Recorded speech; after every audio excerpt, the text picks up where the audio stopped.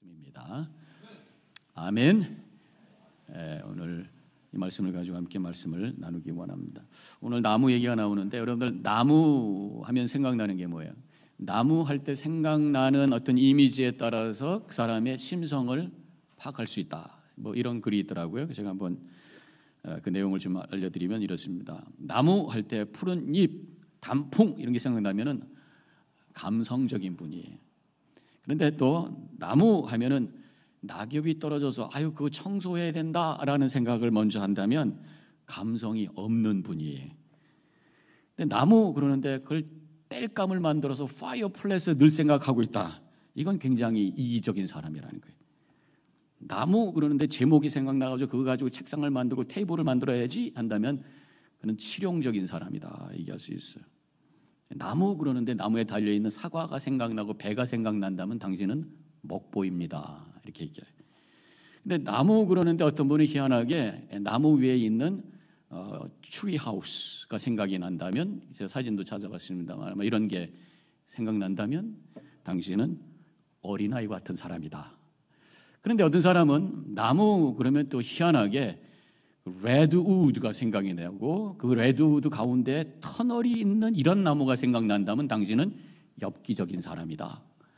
뭐 이런 얘기가 있습니다. 이 나무가 작년에 무너졌다고 그래요. 근데 캘리포니아에 있는 나무인데 하여튼 미국은 뭐 저런 나무도 있고 이런 나무도 있고 나무가 굉장히 많습니다. 특별히 우리가 살고 있는 뉴저지는 비가 이렇게 때때로 오늘도 지금 비가 이렇게 오고 있습니다만 나무가 잘 자라서 나무들이 굉장히 크고 숲이 많죠. 특별히 버겐 카운티 쪽에 나무들이 큰 나무들이 많이 있습니다. 제가 남쪽에 살 때 보면 이렇게 큰 나무들이 더 많지는 않아요. 그쪽은 또. 그래서 한국에 다녀오면은 제일 먼저 느끼는 것이 푸른 색깔이죠. 한국에서 계속 아파트만 쳐다보고 있다가 회색빛만 보고 있다가 여기에 탁 들어오면은 푸른 색깔이 쫙 있고, 저는 이제 안경을 끼니까 안경이 마치 이렇게 깨끗한 그걸 닦아가지고 새롭게 닦아가지고 보이는 것 같이 깨끗한 그런 느낌이고, 그 다음에 냄새가 이렇게 상큼한 생명의 냄새가 느껴집니다. 그만큼 미국에는 나무가 많아요. 근데 오늘 이제 성경의 배경이 되는 이 팔레스틴 지역은 사막 기후이기 때문에 나무가 별로 많지 않습니다. 그래서 초원이 좀 있고 그것도 뭐 우기떼나 있고 나머지는 뭐 돌멩이 있고 산도 바위고 있고 뭐 이런 거친 그런 장소이기 때문에 성경에서 나무에 대한 언급이 나올 때는 굉장히 의미를 부여하고 나무에 대해서 말씀하고 있어요. 오늘 본문도 이 나무를 비유해서 말씀하고 있는 내용입니다. 그래서 제가 오늘 말씀의 제목을 하나님의 나무 이렇게 정해봤어요. 이 말씀을 가지고 우리 자신에게 적용해서 내가 하나님의 나무로 생각을 해보자. 그저 정글 속에서 아무렇게나 그냥 삐뚤삐뚤 크는 나무가 아니라 하나님의 집 정원에서 아름답고 건강하게 피는, 그래서 하나님 보시기에 참 좋다, 하나님께서 기뻐하시는 그런 나무가 되자라는 의미에서 오늘 말씀을 함께 나누기를 원합니다. 시편 52편 8절에 이런 말씀이 나와요.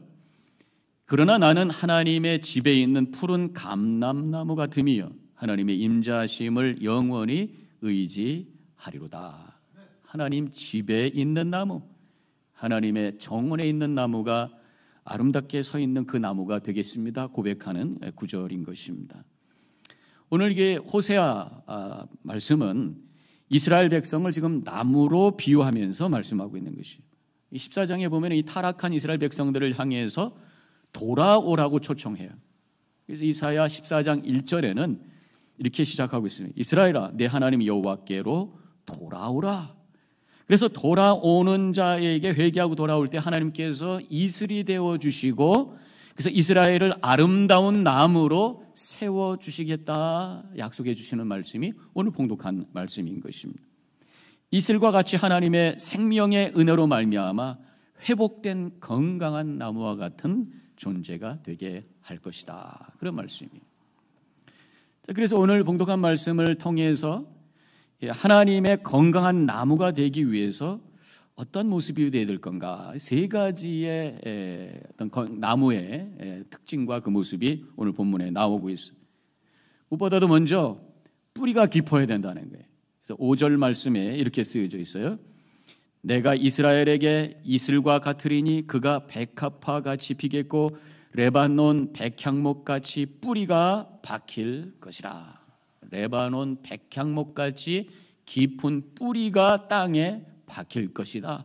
뿌리가 깊어져야 된다. 그런 말씀입니다. 성경에서 제일 많이 언급되는 나무가 바로 백향목이에요. 이 백향목이 성경에서 73번이 언급이 되고 있다고 그럽니다. 뿌리가 깊고 키가 크고 자태가 멋있고 그 나무를 가지고 건축을 하면 아주 튼튼한 나무. 그래서 성전의 나무의 재료가 바로 백향목이었죠. 근데 이러한 나무가 되기 위해서는 먼저 뿌리가 잘 박혀야 된다. 그렇게 말씀하고 있습니다. 중국의 모소라는 대나무가 있어요. 이 대나무는 씨를 뿌리면은 싹이 나오지 않고 5년 동안 잠잠해요. 그런데 아무런 일이 일어나는 것이 아니라 뿌리가 먼저 박히기 시작한다는 거예요. 5년 동안 땅으로 뿌리가 깊이 들어간대요. 그래서 5년째 될 때에 봄이 되면 이제 싹이 나오는데 뿌리가 깊이 박혔기 때문에 준비된 자가 이제 뛰어나가는 거예요. 그래서 싹이 하루에 5cm씩 자란대요. 그러니까 6주 안에 이게 3m 된 큰 나무로 쭉 올라오는 그런 대나무가 된다. 그런 말이 있습니다. 이렇게 싹을 내고 잎을 내고 꽃을 피우기 전에 먼저 뿌리를 내려야 된다는 거예요. 외형적인 것을 준비하기 전에 보이지 않는 내면의 것을 더 깊게 하는 것이 먼저다. 그런 말씀입니다. 믿음도 마찬가지입니다. 어떻게 해야 된다. 바깥으로 드러내는 것.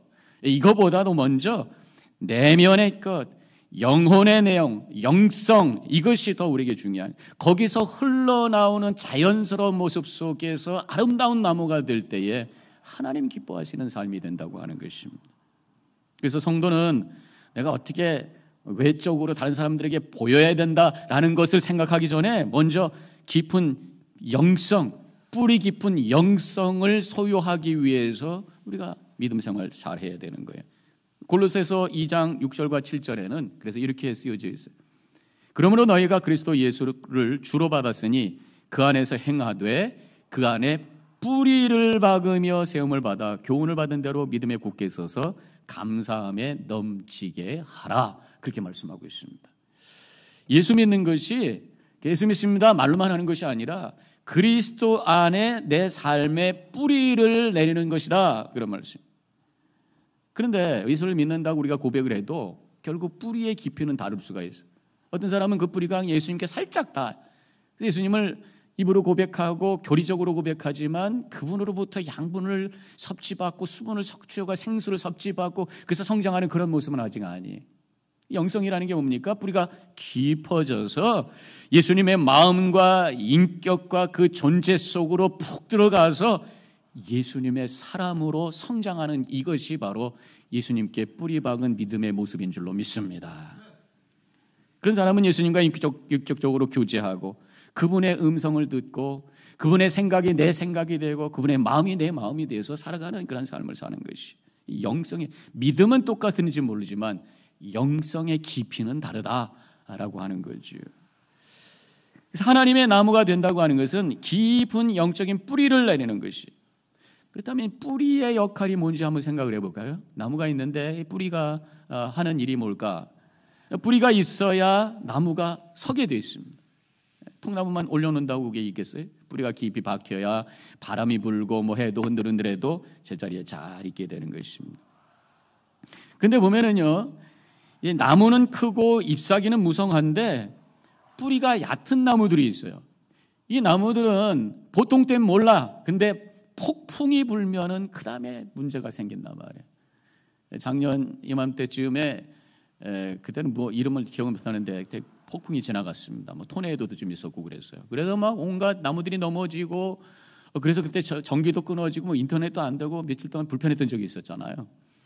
그러고 나서 제가 며칠 후에 이제 햇빛이 잘 들고 이제 땅도 다 말랐을 때 우리 집이 지금 대마레스에 살고 있는데 대마레스 바로 투블락 가면은 거기에 내추럴 센터가 있어. 거기에 우리가 간간히 잘 걸었기 때문에 제 아내하고 같이 걸어갔습니다. 웬걸 갈 수가 없는 거예요. 거기에 나무들이 막 아름들이 큰 나무들이 있는데 막 펑펑펑펑 넘어져 있는 거예요. 그래서 우리 가는 길이 다 막혀 있어가지고 갈 수가 없어요. 근데 가만히 보니까 서 있을 땐 뭘 하는데 넘어져 얼마나 큰지 몰라요. 근데 뿌리 쪽이 얼마나 이 뿌리가 뽑혀가지고 둥그런 게 사람 한 2배 정도 되는 정도로 큰 것들이 막 뻥뻥 넘어져 있네. 근데 가만히 보니까 뿌리가 옆으로는 퍼져 있는데 깊게는 안 돼 있는 거예요. 그러니까 넘어졌구나. 근데 그 나무들이 주로 어디에 있는 나무인가 봤더니 낮은 지역에 있어요. 낮은 지역에 보면 물이 보통 때 많이 고이고 축축하니까 이 나무가 깊이 뿌리를 박을 필요가 없어요. 옆에 있는 물 쭉쭉 빨아먹으면서 살면 되니까 적당히 그러고 있다가 비바람이 부르니까 그냥 쾅 하고 넘어진 게 아닌가, 그런 생각을 해보게 됩니다. 우리 인생도 마찬가지예요. 뿌리가 깊어야 되는데 얕은 뿌리를 가지면 넘어지는 거예요. 얕은 뿌리를 갖는다는 게 뭡니까? 얕게 사는 거예요. 삶의 차원이 낮은 거예요. 그저 잘 먹고 잘 살고 편하고 쉬운 것 추구하면서 살 때에 그 영혼의 뿌리가 깊어지지가 않아요. 당장은 편하고 좋을지 모르지만 결정적인 순간에 와르르 무너질 수 있어요. 사탄 마귀가 어택할 때에, 챌린지할 때에 쓰러질 수가 있다고 하는 것이죠. 우리의 영성이, 우리의 믿음이, 우리의 영혼이, 영적인 뿌리가 좀 깊어야 돼. 그렇게 하기 위해서는 깊은 사색을 해야 되고, 기도를 해도 그냥 주세요 주소가 아니라 하나님과 영적인 깊은 만남이 있는 기도가 되어야 될 것이고, 말씀도 그냥 인포메이션이 아니라 깊은 묵상을 통해서 하나님과 만나는 어떤 그러한 영적인 자리가 있을 때에 우리의 영혼의 뿌리가 깊어질 것이고, 그때 사탄 마귀가 공격해도 흔들림이 없는 튼튼한 나무로 하나님 앞에 우뚝 서게 되는 줄로 믿습니다. 이 나무가요, 뿌리가 깊어지면은 결국 그 밑에 있는 수맥에 닿게 된다는 거예요. 수맥에 닿게 되면은 밖에 있는 기후와 관계없이 그 나무는 튼튼한 거예요. 그래서 비가 안 오고 가물어도 이 깊게 뿌리가 박힌 나무들은 멀쩡한 거예요. 왜냐하면 뿌리가 깊어가지고 그 밑에는 늘 물이 흐르고 있는 수맥이 있기 때문에. 마찬가지입니다.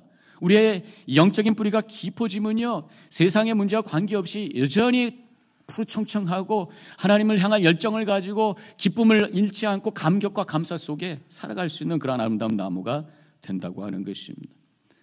그래서 우리가 뿌리가 좀 깊어져야 되는데, 문제는 우리가 보통 때는 자신의 내면 깊은 곳으로 들어가지를 않아요. 그냥 편하고 쉽고 이 세상적인 흐름 속에서 막 살게 되다 보면 삶의 깊이가 얕게 된단 말이죠. 그래서 하나님께서 때로는 우리의 영적인 뿌리를 깊게 하시기 위해서 기회를 주시는데, 그 기회가 뭐냐? 고난인 줄로 믿습니다. 고난이 오면 사람들이 깊어져요. 그래서 보면은요, 비가 많이 오는 그쪽에 있는 나무들은 깊지가 않아요. 근데 별로 비가 오지 않는 사막에 있는 나무들은 사실은 한번 그 나무가 잘 살기 시작을 하면 나중에 튼튼하게 아주 가물어도 전혀 문제 없이 그렇게 서 있는 모습을 보게 됩니다. 왜냐하면 뿌리 없으니까 깊은 곳으로 들어가게 돼 있는 거예요. 삶에 여러 가지 챌린지가 오고 여러 가지 어려움이 오고 내 삶의 가뭄처럼 힘들 때에 오히려 하나님을 향해 더 깊게 기도하게 되고 하나님의 말씀을 더 깊게 붙들게 되고 주님과 더 깊게 씨름하면서 우리의 영적인 뿌리가 깊어지고, 그때 하나님의 새로운 수맥을 발견하게 되고 생수를 맛보게 되고 새로운 세계가 펼쳐지게 되면서 세상에 상관없는 기쁨과 감격과 생명력 속에 살아가는 하나님의 나무가 되는 줄로 믿습니다. 이 뿌리는요, 이렇게 나무를 세우는 역할과 더불어 양분과 물을 흡수하는 거예요. 그래서 이 영혼의 뿌리가 깊어지면 깊어질수록 더 많은 물과 더 많은 양분을 이렇게 섭취할 수가 있어요. 그래서 영혼의 뿌리가 깊으면, 영성이 깊은 사람은요, 더 많은 것을 깨닫고 더 많은 것을, 하나님의 은혜를 깨닫고 감격과 감사 속에 살아요. 성경을 읽어도 더 깊게 깨달아요. 찬양을 들어도 더 감격 가운데, 예배를 드려도 말씀 하나하나에 하나님의 음성을 들어요. 영적인 뿌리가 깊을 때 그렇게 되는 거예요. 영적인 깊이가 낮으면요, 말씀을 읽어도 하얀 건 종이요 까만 건 글씨요, 교회 와가지고 예배 시간에 꾸벅꾸벅 졸기만 하고 뭐 감격과 기쁨과 새로운 깨달음이 없어요. 그 삶이 얼마나 드라이하고 얼마나 맥없는 삶을 살겠어요. 그렇지만 예수님과 깊이 교제하면서 그분께 깊이 뿌리를 내릴 때에 그저 동네를 걷기만 해도 하나님의 임재가 체험돼. 뿌리가 깊은 사람은요, 그냥 참새 소리 속에서도 찬양 소리가 들리고 자그마한 들풀 속에서 신비한 하나님의 은혜가 보이기 시작하고 하늘에 있는 뭉게구름 속에서 하나님의 따뜻한 마음이 느껴지면서 온통 하나님의 임재 속에 감격하면서 하나님을 찬양하는 복된 삶을 살게 되는 줄로 믿습니다. 이 뿌리는요, 또 이 양분을 이렇게 흡수해 가지고 홀드하고 있다가 줄기에게 그것을 공급하는 역할을 하는 거예요. 그래서 이 나무가 성장하게 하고 꽃이 피게 되고 열매를 맺게 되는 것입니다. 영적인 뿌리가 깊은 사람은요, 자신의 삶을 풍성하게 하는 것뿐만 아니라 다른 사람에게도 생명을 공급하는 하나님의 은혜의 통로, 거룩한 영향력을 끼치는 삶을 살게 되는 것입니다. 은혜의 통로가 되는 거죠. 제가 지난주에 이렇게 영상을 몇 가지 이렇게 듣다가 참 은혜를 받은 그런 영상이 하나 있어요. 동영상이 있어요. 스티븐 모리스라고 하는 분의 간증 영상인데, 영어는 이름은 영어 이름이고 미국 분 이름이지만 한국 분입니다. 이분은 입양아 출신이신데 LA 은혜 한인연합감리교회 장로님이시더라고요. 어른 교회에서 이제 간증을 하는 그런 영상이었었는데 굉장히 제가 은혜를 많이 받았어요. 이분은 한국에서 어렸을 때에 아버지가 굉장히 폭력적이었어요. 집에 있다가 아버지만 오면은 덜덜 떨고 있는 그런, 그래서 늘 어머니하고 싸우고 그러다가 가정이 깨졌는가 봐요. 어렸을 때 이제 고아원에 맡겨졌어요. 8년 동안 고아원에서 있다가 14살 때에 모리슨 부부, 미국에서 오신 배티스트 침례교회 아주 믿음이 좋으신 솔트레이크에 사시는 분들이 이 아이를 14살짜리 보이를 어답트를 한 거예요. 그래서 어답트해서 미국에 이제 오게 됐는데 새로 이 양아버지가 픽업을 하고 오게 됐는데 자동차가 아주 그냥 고물차를 끌고 오신 거예요. 털털털털거리고 막 지붕 아래 안에까지 막 더더덜 떨어지고. 그래서 그분이 미국에 오자마자 내가 잘 못 왔나 그렇게 생각했대요. 그런데 보니까 그분이 가난해서 그런 것이 아니라 생물학자시고 그러시는데 그렇게 검소하신 분이라는 거예요. 그래서 그 삶을 보면서 굉장히 감동하기 시작했고, 그러면서 이제 그분의 아버지의 양아버지의 삶과 말씀 하나하나가 본인의 삶에 얼마나 거룩한 임팩트를 끼쳤는지, 그것 때문에 삶이 달라지고 그 삶에 아름다운 열매가 맺었다는 그런 얘기예요, 결국은. 근데 보니까 부모님들이 늘 얼마나 부부간에 아름다운 사랑을 나누는지, 나갈 때마다 하니 I love you 하면서 뽀뽀하고 나가시고, 또 퇴근하고 들어오면 하니 I love you 하고 또 안아주시고, 이게 뭐 억지로 하는 거, 쇼업이 하는 것 같지 않은 정말 부부가 사랑하는 그런 모습을 보면서 어렸을 때 아버지가 그렇게 폭행하고 그렇게 잔인했던 아버지 그 분노가 오히려 다 녹아지고 아버지를 용서하게 되고, 그 아버지 양아버지로부터 들어오는 그 사랑으로 말미암아 자신의 가족도 행복하게 살아갈 수 있는 그런 삶을 살았다는 거예요. 그리고 그 양아버지가 또 한 번은 자기가 이제 자기를 불러놓고 이런저런 얘기하다가 본인의 인생 중에서 가장 잘한 3가지가 있다, 그렇게 말씀하시더라는 거예요. 첫 번째로는 내가 하나님을 믿게 된 것이다. 두 번째는 내가 내 와이프 아내를 만난 것이다. 그리고 세 번째는 바로 내가 너를 만난 것이다, 그렇게 얘기했다는 거예요. 그것이 얼마나 감동이 되는지. 그래서 그 아버지의 진지한 그 사랑이 가슴에 담겨지면서 이 삶의 꽃이 피기 시작하고, 한국에 있을 때는요 공부도 못했대요. 제일 못하는 게 수학이었대요. 그런데 미국에 와가지고 그 사랑을 받으면서 제일 잘하는 게 수학이 돼버려요. 쏙쏙 들어오더라는 거예요. 그래서 공부를 잘해갖고 그분이 지금은 인공위성, GPS 인공위성을 개발하는 회사의 수석 연구원으로 일하고 있어요. 가족 사진이 나왔는데 얼마나 다복하고 행복한 가정인지 몰라요. 또 한 번은 아버지가 자기가 막 갈등하고 있을 때 그것을 알고 부르신 거예요. 자신이 이제 미국 생활을 하다 보니까, 오래 있다 보니까 내가 코리안인지 미국 사람인지 소위 정체성에 대해서 막 혼돈이 오면서 막 갈등하기 시작한 거예요. 그때 아버지가 지금 보자 스티븐 하면서 이야기를 하는데, 너는 미국 사람인 거 중요하지 않아. 한국 사람인 거 중요하지 않아. 너는 하나님의 사람인 것을 기억해라. 이 말씀이 그 마음에 꽝 하고 와닿으면서 그 이후로는 자신의 정체성 때문에 한 번도 고민한 적이 없다. 그 양아버지의 영성, 그분의 믿음으로부터 나오는 진정한 사랑과 그 아름다운 인격과 그 삶이 이 어린 보이를 새롭게 변화하고 그 삶의 아름다운 향기와 열매를 맺을 수 있는 축복된 인생으로 세워갈 수 있었다고 하는 것입니다. 바로 이것이 영적인 뿌리가 깊은 사람의 삶의 모습인 줄로 믿습니다. 기도를 통해서 주님과 교제하고 말씀 묵상을 통해서 하나님의 마음을 깊은 곳에서 그 생각의 뿌리를 내림으로 말미암아 영적인 뿌리가 내려짐으로 흔들림이 없이 오히려 다른 사람들에게 거룩한 영향력을 끼칠 수 있는 삶을 살아가시기를 축원합니다. 이제 이렇게 깊은 뿌리와 함께 하나님의 나무의 또 한 가지의 모습은 아름답게 퍼진 가지가 있다는 것이에요. 6절에 이렇게 쓰여져 있어요. 그의 가지는 퍼지며 그의 아름다움은 감람나무와 같고, 이 감람나무는 올리브 추리잖아요. 제가 사진을 또 찾아봤는데 올리브 추리 이렇게 아주 아름다운 모습이잖아요. 성경에 보면 이 감람나무도 21번 언급이 되고 있습니다.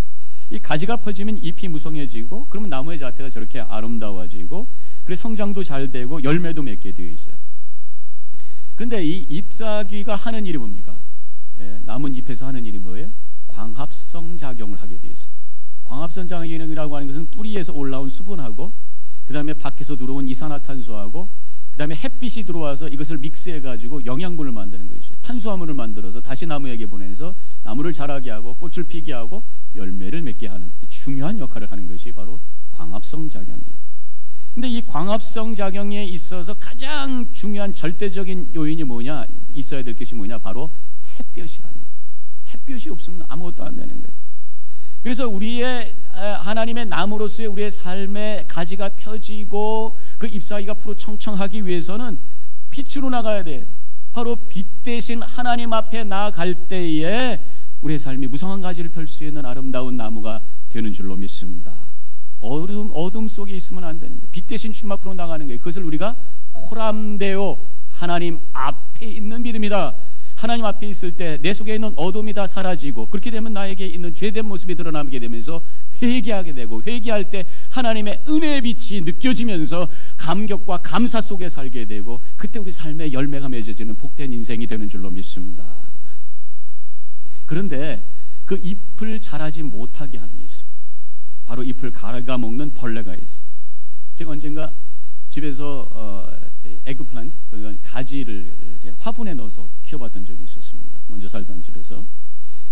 근데 이제 밖에서 키우고 있었어요. 근데 물도 주고 뭐 영양분도 주고 열심히 하는데도 보니까 벌레가 잠깐만 먹어서 잎사귀가 잠깐만 이렇게 줄어드는 거예요. 나중에는 그 화분 하나에 있는 가지는 누렇게 되더니 죽었어요. 너무 속상해. 이거 어떡할까 그러다가 이것을 이제 펜스 옆에 있어서 잠깐만 그늘져서 그런가 보다. 그래서 그것을 이제 드라이브에다 갖다 놓고, 햇빛이 잘 드는 데 갖다 놓고 물도 주고 영양분도 주고 막 축복기도 해주고 사랑도 해주고 막 그랬어요.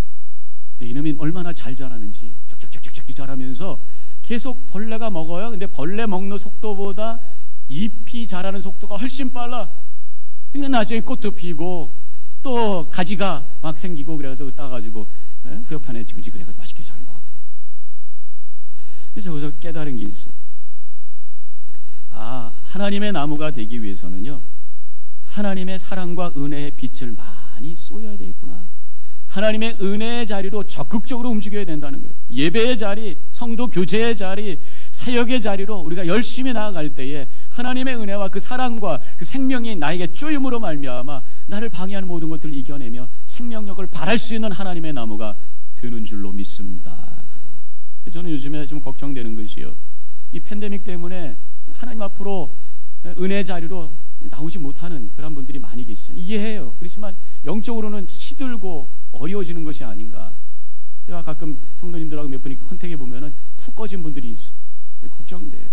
빨리 팬데믹이 지나서 우리 모든 성도님들이 하나님의 은혜의 빛 가운데 나와서 함께 감격으로 예배드리고 주시는 평강과 은혜와 생명의 능력으로 푸르청청한 하나님의 나무로 하나님께 영광 돌리시기를 주님의 이름으로 간절히 축원합니다. 또 한 가지 이 나무 가지를 아름답게 펼치는데 방해하는 것이 벌레 말고 또 있더라고요. 넝쿨. 제가 7일 제일교회에 있을 때에 그 현관으로 이렇게 올라가는데 계단이 이렇게 있습니다. 그 밑에 철쭉이 있어요. 봄이 돼서 철쭉이 한 5월쯤 되면은 빨갛게 꽃이 피잖아요. 그래서 저 꽃을 좋아하니까 이 철쭉이 이제 꽃이 피겠구나 기대를 하고 있는데 잎사귀가 뭐가 잔뜩 나온 거예요. 잘 자라네. 가만히 봤더니 철쭉 잎사귀는 조그마한데 막 넙죽넙죽한 잎사귀들이 가득 차 있는 거예요. 보니까 밑에서 넝쿨이 올라와가지고 그 속으로 들어가가지고 뺑뺑뺑뺑 감고 자기 잎사귀로 다 덮어버린 거예요. 넝쿨 잎사귀를 이렇게 들어보니까 정작 안에 있는 철쭉은 누렇게 떠가지고 죽어가고 있는 거예요. 이거 안 되겠구나 싶어가지고 밑에서 뿌리를 뽑아서 다 빼버렸어요.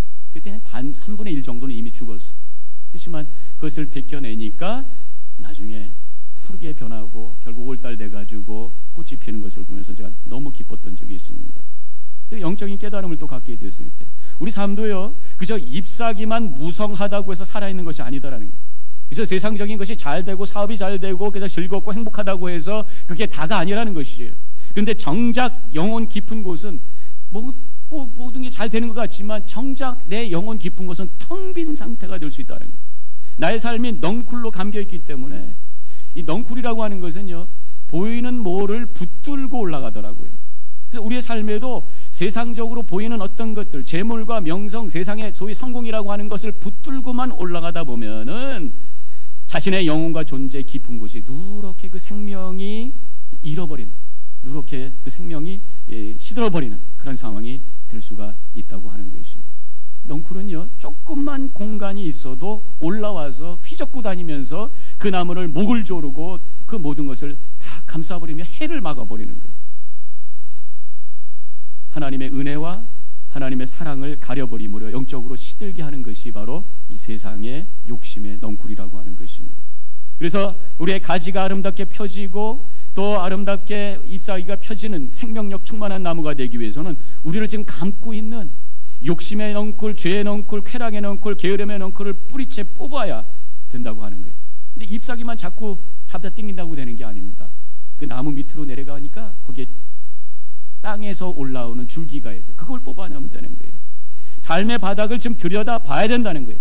거기에 있는 욕심의 죄의 근원을 찾아서 그것을 뽑아버릴 때에 하나님의 은혜의 빛을 다시 받게 되고 생명의 능력 가운데 하나님의 아름다운 나무로 성장하게 되는 줄로 믿습니다. 또 한 가지 오늘 본문에 보니까 하나님의 나무의 특징이 향기로워요. 6절 하반절에 이렇게 쓰여져 있어요. 그 향기는 레바논 백향목 같으리니, 이 향기 나는 나무, 향나무과이기 때문에 향기가 아름답다. 그래서 하나님의 사람은 향기가 나야 돼. 향기는 기분 좋은 냄새. 사람들이 향기가 나면은 기분이 좋아요. 또 사람들이 모여요. 근데 반대로 악취는 사람을 도망가게 만드는 아주 기분 나쁜 냄새입니다. 악취는 주로 더러운 곳에서, 썩는 곳에서 나게 돼요. 쓰레기 냄새, 방귀 냄새, 이 악취잖아요. 이 유기물이 발효할 때 나오는 가스가 있습니다. 그것이 이제 메탄가스라고 그러는데 이것이 이제 방귀라든가 트름 그런 거죠. 어제 토요일 새벽기도 때 제가 말씀드렸습니다만은 요새 그 지구 온난화 굉장히 큰 이슈가 있는데 그 지구 온난화의 주범 중에 하나가 소라는 거 여러분들 아세요? 그 무슨 얘기냐면 이 소가 되새김질을 합니다. 위가 4개 있어가지고 집어넣었다가 다시 빼서 입에서 물고 또 다시 집어넣고 왔다 갔다 하면서 트름을 끄덕 하는 거예요. 이 트름이 메탄가스라는 것이. 이게 방귀만 나오는 게 아니라 이 트름도 나. 이게 소, 염소, 양 이런 것들이 그렇단 말이죠. 그래가지고 그것이 지금 이 세계 15억 마리의 소에서 나오는 메탄가스가 전체 메탄가스의 18%라는. 근데 이 메탄가스가 굉장히 위험한 게 뭐냐면 이 매연에서 나오는 것은 이산화탄소예요. 이산화탄소도 열을 홀드하고 있어요. 홀드하고 있기 때문에 지구가 자꾸만 더워지는 거란 말이죠. 근데 이 메탄가스는 이산화탄소보다 21배나 더 이 태양열을 홀드하는 능력이 있다는 거예요. 그래서 소고기 소비를 줄이고 돼지고기를 잡수든지 닭고기를 잡수든지 생선을 잡수든지. 어떡하죠? 제가 갈비를 좋아하는데. 그렇지만 아무튼 이런 트름, 메탄가스, 악취, 이 악취는 썩는 곳에서 또 폐쇄된 곳에서 나게 돼 있어요. 곰팡이 냄새, 이 집안에서 문을 안 열어놓으면 그런 것이 생길 수가 있어요. 자꾸만 환기시켜야 돼. 그래서 우리 삶도요, 폐쇄가 될 때에 거기서 악취가 나게 돼요. 내 안에만 갇히고 내 생각만 갖고 내 주장만 하고 그러면 악취가 나요. 열려 있어야 돼요. 다른 사람과 소통하고 다른 사람의 이야기를 들어주고 무엇보다도 하나님과의 연결이 돼서 주님과 영적으로 기도하고 내가 갖고 있는 여러 가지 갈등과 고민과 답답함을 하나님 앞에 고백하고 나의 죄된 모습을 하나님 앞에 펼쳐놓고 회개하고 하나님의 말씀으로 채우고 그러면서 하나님과 교통하고 성도들과 교통하고 다른 사람과 대화하고 열려있는 삶을 살 때에 그때 내 삶에 꽃이 피고 아름다운 향기가 물씬 나는 복된 인생이 될 줄로 믿습니다. 믿는 자들에게 나오는 향기를 성경에서는 그리스도의 향기라고 하고 있어요. 고린도후서 2장 15절 우리는 구원받는 자들이나 망하는 자들에게나 하나님 앞에서 그리스도의 향기니 그랬어요. 그리스도인의 향기가 뭘까? 상큼할 것 같아. 담백한 냄새 같아. 생명의 냄새. 그냥 독선적이고 위선적이고 고루타분한 모습이 아니라 순수하고 정직한 데서 나오는 상큼한 냄새. 또 맛있는 냄새. 하나님의 말씀, 생명의 양식을 늘 섭취하기 때문에 영혼의 양식을 잘 요리해서 먹는 삶을 살 때에 맛있는 냄새가 나게 되어 있단 말이에요. 하나님의 말씀 속에서 나오는 깊은 진리를 깨닫고 지혜를 깨닫고, 그래서 밝고 맑고 긍정적인 생각 속에서 말을 하면서 다른 사람들에게 향기를 흘려보내는 삶을 살게 된다고 하는 것입니다. 그것이 바로 그리스도의 향기인 것이에요. 이혜인이라고 하는 분이 계신데, 시인이죠. 그분은 이제 캐톨릭 신부였다가, 아니 신부가 아니라 여자니까 신부가 아니지, 수녀였다가 이제 그분이 결혼을 해가지고 또 시인이 되신 분이 원래 시인이셨고요. 이제 그분이 향기로운 말이라는 그런 시를 쓰셨어요. 이 고등학교 교과서에도 있는 시라고 그래요. 잘 들어보세요. 너무 참 아름다운 시인데, 매일 우리가 하는 말은 향기로운 여운을 남기게 하소서. 상대방의 입장을 헤아리는 사랑의 말을 하게 하시고, 남의 나쁜 점보다는 좋은 점을 먼저 보는 긍정적인 말을 하게 하소서. 매일 정성껏 물을 주어 한 포기의 난초를 가꾸듯 침묵과 기도의 샘에서 길어 올린 지혜의 맑은 물로 우리의 말씨 가다듬게 하소서. 겸손의 그윽한 향기 그 안에 스며들게 하소서. 깊은 곳에서 흘러나오는 아름다운 언어들을 통해서 향기로운 말을 나눌 수가 있다고 하는 것입니다. 교회는 이렇게 뿌리 깊은 영성과 또 푸르청청한 그런 생명력이 있고 아름다운 그리스도의 향기를 뿜어내는 그런 나무들이 모여 있는 곳이라는 것입니다. 우리 성도 한 사람 한 사람이 하나님 앞에 건강하고 아름다운 나무가 될 때에 이 교회는 하나님의 숲이 되는 것이, 하나님의 숲이 되면은 오늘 본문의 7절에 이렇게 쓰여져 있어요. 그 그늘 아래 거주하는 자가 돌아오리라. 숲이 되면은 많은 사람들이 그곳에 돌아와서 거기서 쉬고 살림욕을 하고 생명을 얻는 그러한 쉼터가 될 것이다, 그런 말씀이. 교회가 숲이 되어야 될 것인가 정글이 되어야 될 것인가, 제가 사진을 한번 찾아봤어요. 이것은 숲이에요. 교회가 이런 모습이 되어야 돼. 또 한 가지 정글은 이러면 어떤 모습이 되어야 되겠어요? 정글은 약육강식의 세계라고 합니다. 정글은 나무와 넝쿨들이 무질서하게 뒤범벅이 되어 있어요. 욕심의 넝쿨로 뒤범벅이 되어 있습니다. 미움과 시기로 뒤범벅이 되어 있어요. 불평과 비난으로 가득 차 있어요. 정글은 맹수가 살고 있어요. 또 정글에는 독 있는 짐승과 벌레가 있어요. 독사와 독거미들이 우글우글해요. 살 수 있는 곳이 아닙니다. 그러나 교회는 하나님의 숲이 되어야 돼요. 그래서 하나님의 생명과 평안과 안식이 있는 곳이 되어서 지친 영혼들이 찾아오는 것, 우리 뉴저지 연합재단이 우리 성도님 하나하나가 하나님의 건강한 나무로 세워져서 하나님의 숲이 됐을 때 이 세상에 있는 지친 영혼들이 찾아와 쉼을 얻고 하나님을 만나는 복된 은혜의 통로가 될 줄로 믿습니다. 우리 성도님들 건강한 하나님의 나무로 우뚝 서서 하나님의 뜻을 이루어 가시기를 주님의 이름으로 간절히 축원합니다. 기도하십시다.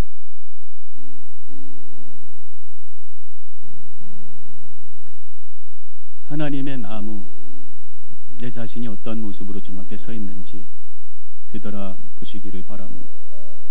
벌레 먹고 넝쿨로 징징 감겨서 제대로 생명력 발하지 못하는 그러한 연약한 모습인가요?